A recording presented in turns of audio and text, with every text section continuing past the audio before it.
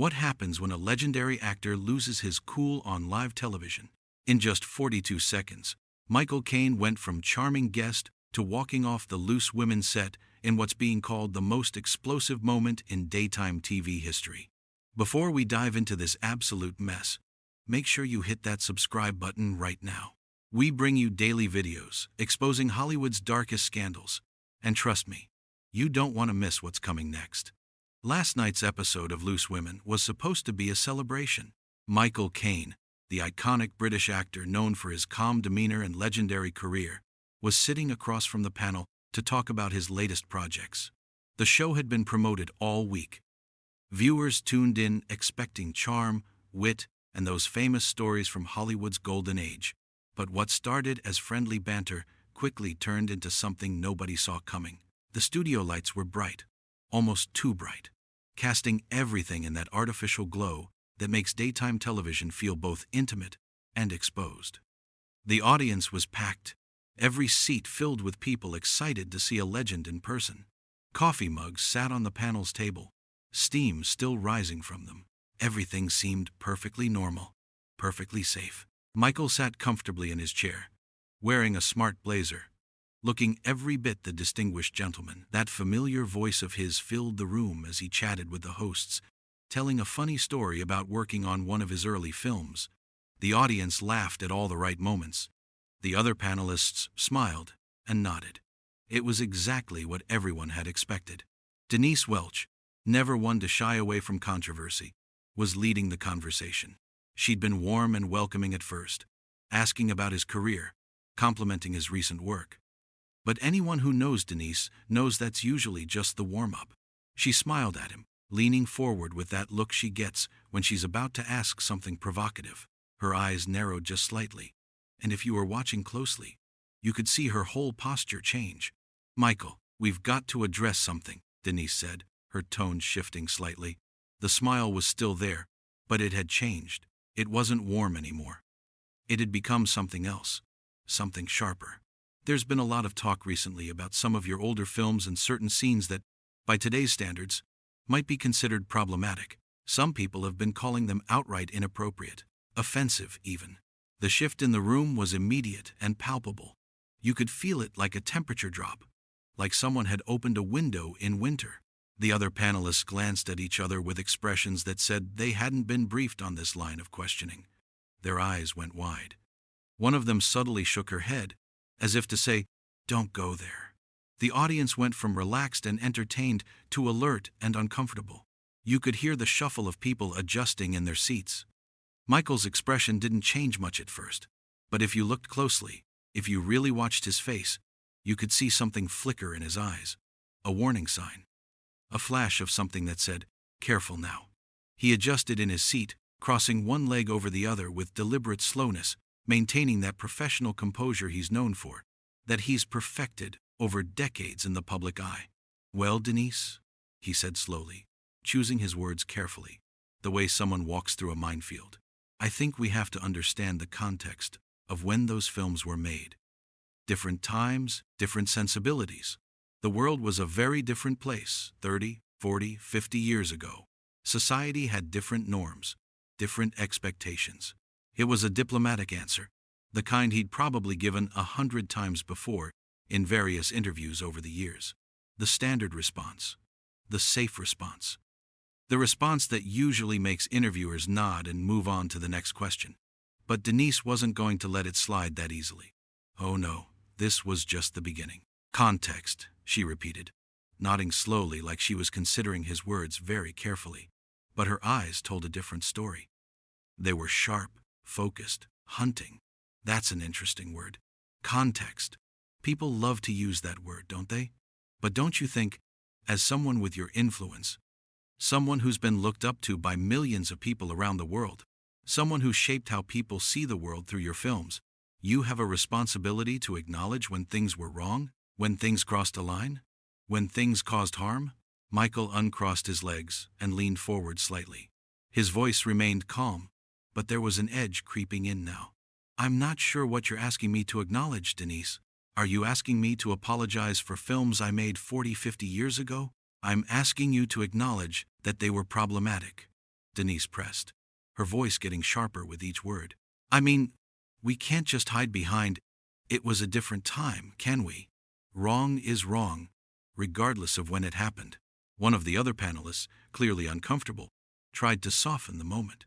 "I think what Denise is trying to say is—" "I know exactly what Denise is trying to say," Michael interrupted, his famous voice taking on a steel quality. "And I'm simply saying that judging the past by today's standards is a dangerous game. A very dangerous game indeed. We did what we thought was right at the time. We made art that reflected the world as it was." "Art?" Denise's eyebrows shot up. "So, objectifying women and perpetuating harmful stereotypes is art?" The audience gasped quietly. This was getting ugly fast. Michael's jaw tightened visibly. His hands gripped the arms of his chair. "That's a gross oversimplification of complex films, and you know it. You're taking scenes out of context, out of the narrative, and using them to make a political point. That's not really an answer, though, is it?" Denise shot back, leaning even further forward. "That's avoiding accountability. That's dodging the question." The audience went absolutely quiet. This wasn't the lighthearted chat they'd expected when they'd queued up outside the studio that morning. This was turning into something else entirely, something uncomfortable, something explosive. Michael leaned forward in his chair, his eyes locked on Denise. His famous voice, the one that had narrated countless films and delivered iconic lines, took on an edge that rarely comes through. You could hear the decades of experience, the weight of a long career, and the frustration of someone who felt cornered. "Accountability?" he said, and the word hung in the air like smoke. "I've been in this industry for over 60 years. 60 years, Denise. I've worked with everyone from the greatest directors to the most talented actors. I've treated people with respect, conducted myself professionally, and made films that millions of people around the world have enjoyed and loved. I don't need to be lectured about accountability by someone who's been on television for a fraction of that time." Oh, that hit a nerve. You could see it in Denise's face immediately. The color drained from her cheeks for a split second, then rushed back in a deep red flush that crept up her neck. The other panelists looked absolutely uncomfortable, shifting in their seats, eyes darting between the two combatants, completely unsure whether to jump in or stay quiet and let this play out. "Excuse me?" Denise said, her voice rising an octave. She sat up straighter in her chair, her whole body language changing from interviewer to fighter. "So, because you've been around longer, you're above criticism?" That's exactly the attitude that's the problem. That's the exact mentality that allows bad behavior to continue unchecked for decades. "No," Michael countered, his voice getting louder, filling every corner of the studio.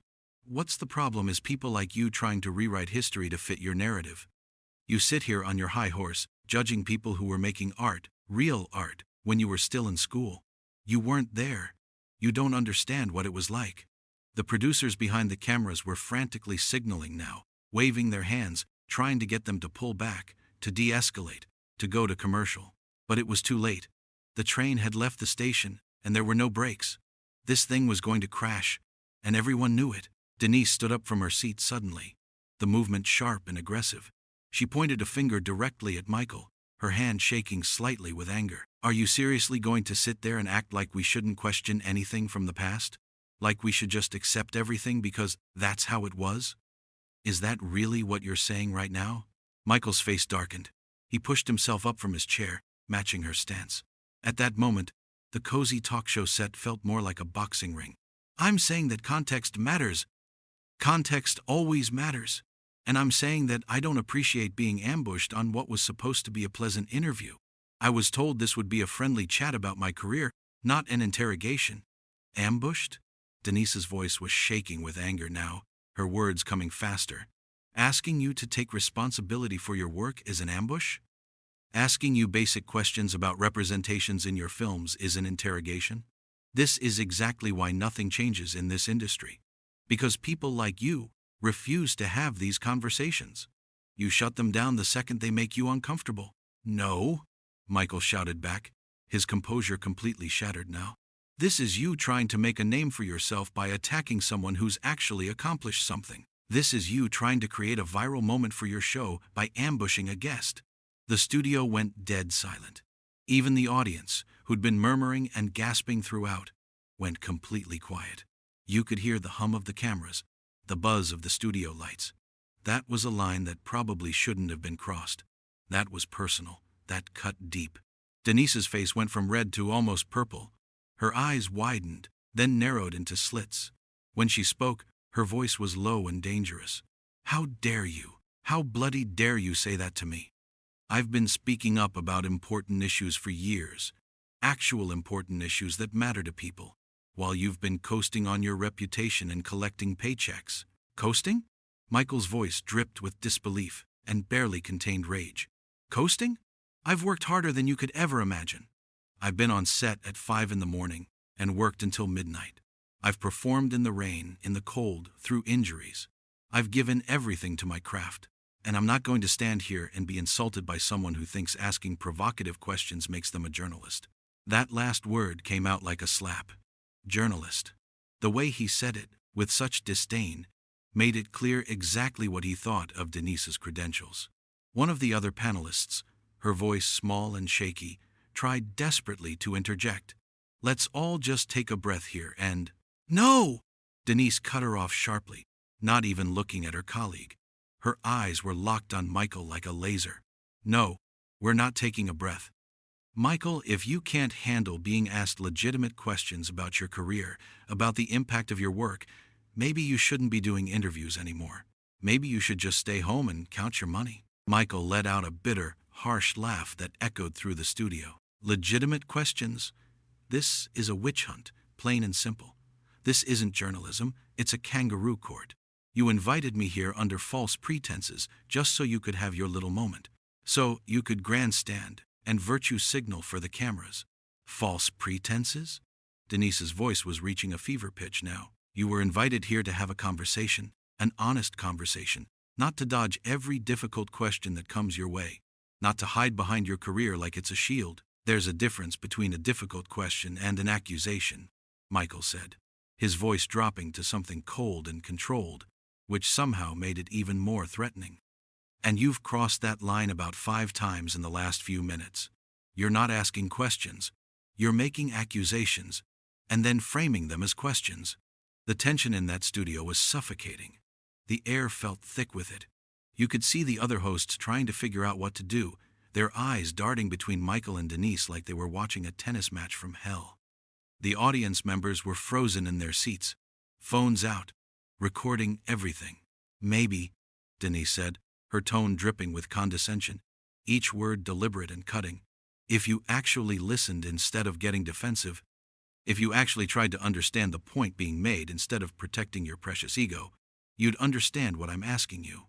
But clearly, that's too much to expect." That was it. That was the moment everything exploded into something unrepairable. "Defensive?" Michael's voice boomed across the studio so loud that someone in the audience actually jumped. "I'll tell you what's defensive. Defensive is attacking someone's entire career, their life's work, because you need ratings. Defensive is hiding your own insecurities behind fake moral outrage. Defensive is building yourself up by tearing others down." The audience gasped collectively, a sound like wind rushing through the room. Even the cameramen seemed shocked, their cameras wobbling slightly as they tried to capture every second of this meltdown. Denise's mouth dropped open. For a second, just a second, she seemed genuinely stunned into silence. But only for a second. "Fake moral outrage? You arrogant bastard! Just because you've been in a few films, just because you've had a successful career, doesn't mean you get to waltz in here and disrespect me on my own show. This is my show." "Your show?" Michael laughed again, but there was no humor in it whatsoever. It was harsh and cutting. "This isn't your show, Denise. You're part of a panel. You're one voice among several. And clearly, the power's gone to your head. You think because you're on television, because you have a microphone, that makes you important. That makes you judge and jury. Get out," Denise said suddenly, her voice shaking with pure rage. Her finger jabbed toward the exit. "Get the hell out of this studio. Get out right now." Michael stared at her for a long moment, his expression unreadable. The studio was so quiet you could hear people breathing. His eyes moved from Denise to the other panelists, to the audience, then back to Denise. Slowly, Deliberately, he reached up and unclipped his microphone, the small sound of the metal clasp opening echoing in the silent studio. He held it in his hand for a moment, then let it drop onto his chair, where it landed with a soft thud. "Gladly," he said, his voice icy calm now, which was somehow more frightening than when he'd been shouting. "I've wasted enough of my time here already. I came here thinking I was meeting professionals. Clearly, I was mistaken." "You're damn right you have," Denise spat back, her voice cracking slightly with emotion. "And don't expect another invitation. Ever. You're not welcome back here." "Oh, don't worry," Michael said, straightening his jacket with a sharp tug. "You couldn't pay me enough to come back to this circus." He turned to face the audience, and for a second, it looked like he might say something to them, might apologize for the scene they'd just witnessed, but he just shook his head slowly, disappointment written all over his face, and started walking toward the exit. "That's right. Walk away," Denise called after him, her voice echoing through the studio. "Just like you're walking away from accountability? Just like you've walked away from difficult conversations your entire career?" Michael stopped dead in his tracks. His whole body went rigid. For a moment, everyone thought he might keep walking, might take the high road and just leave. But slowly, very slowly, he turned back around. The look on his face made everyone in the studio hold their breath. It was controlled rage. Years of frustration, all focused into one moment. "You know what, Denise?" he said quietly. But his voice carried across the entire studio like thunder. Everyone leaned forward to hear. "I came here today because I thought it would be a pleasant conversation. I've done hundreds of interviews over my career, maybe thousands. I've met thousands of people, worked with hundreds more. And I've always tried to be respectful and professional. Even when the questions were tough, even when I disagreed, I stayed respectful." He took a step back toward the set, his hands gesturing as he spoke. "But you're not interested in conversation. You're not interested in understanding or dialogue or even honest disagreement. You're interested in confrontation. You're interested in creating a moment, a clip that'll go viral, something that'll get you talked about. And I'm not playing that game. I refuse to play that game. It's not a game when it's about real issues." Denise shouted back, but her voice wavered slightly. "It's not a game when it's about holding powerful people accountable. You can't just dismiss it like that." "No, you're right," Michael replied. And for a second, it looked like he might back down. But then his expression hardened again. "It's not a game. You're absolutely right about that. It's your ego. This entire thing, this whole confrontation, it's about your ego. You need to be seen as the one who challenged the big star, the one who wasn't afraid to ask the tough questions. But you're not asking tough questions, Denise. You're grandstanding. There's a difference." "How dare you?" Denise started, but Michael cut her off. "No, I'm not finished," he said firmly. "You want to talk about accountability? Fine, let's talk about it. I'm accountable for every film I've made, every role I've played. I stand by my work, but I'm not going to apologize for making films that reflected their time, that told stories about the human condition as it was understood then. Art evolves. Society evolves. We all evolve. But you can't judge the past with the morality of the present. It doesn't work that way." "That's just an excuse," Denise fired back, finding her voice again. "That's what everyone says when they don't want to admit they were wrong." Michael shook his head slowly, sadly almost. "No, it's not an excuse. It's reality. It's how the world works. But you don't want reality. You want simple answers. You want me to fall on my sword so you can feel righteous. Well, I'm sorry to disappoint you, but that's not going to happen." He turned back toward the exit again, and this time his steps were more determined. His shoulders were back, his head high. He wasn't running away. He was choosing to leave. "Fine, leave!" Denise yelled, and now her voice was definitely cracking.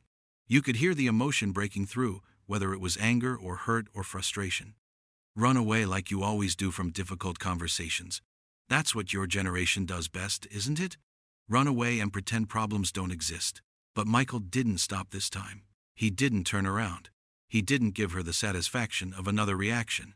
He just kept walking, his footsteps echoing on the studio floor like a drumbeat. The cameras followed him, capturing every step, every moment of this absolutely unprecedented walkout.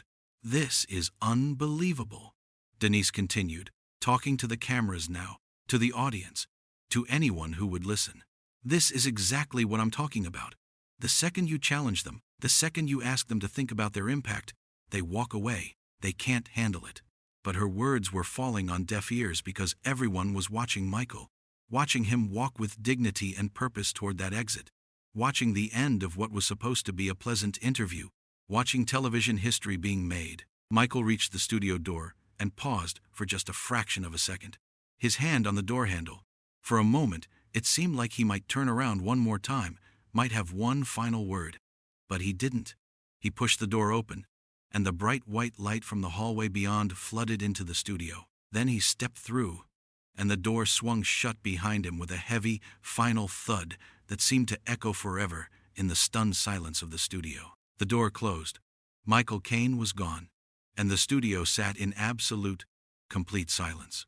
The audience sat frozen, not sure if they should clap or gasp or do anything at all. Some had their hands over their mouths.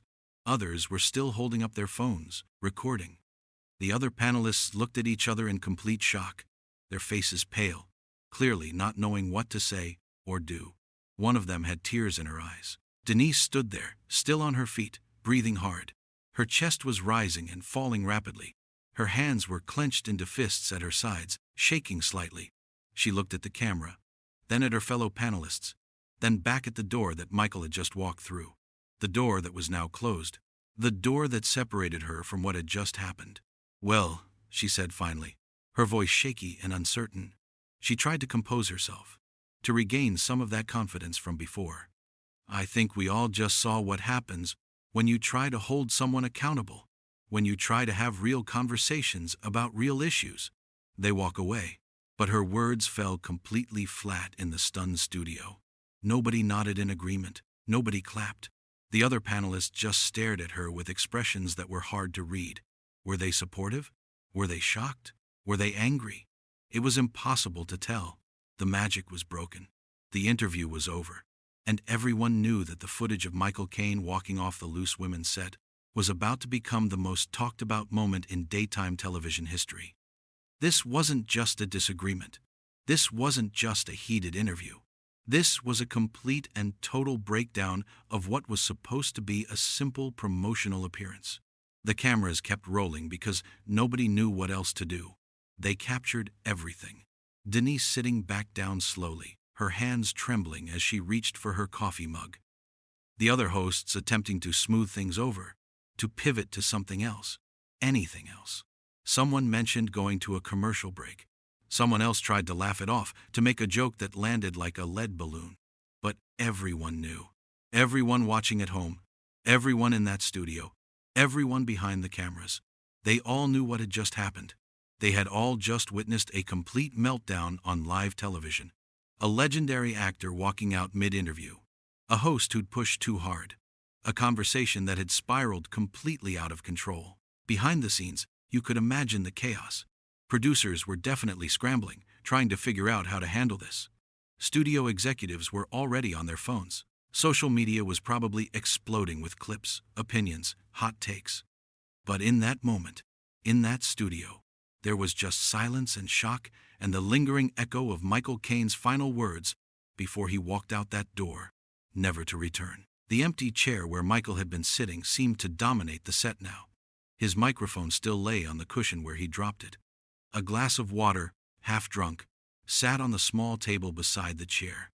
These small remnants of his presence somehow made his absence even more stark, even more dramatic. Denise looked at that empty chair, and for just a second, just a flicker, something crossed her face that might have been regret, or doubt, or maybe just exhaustion.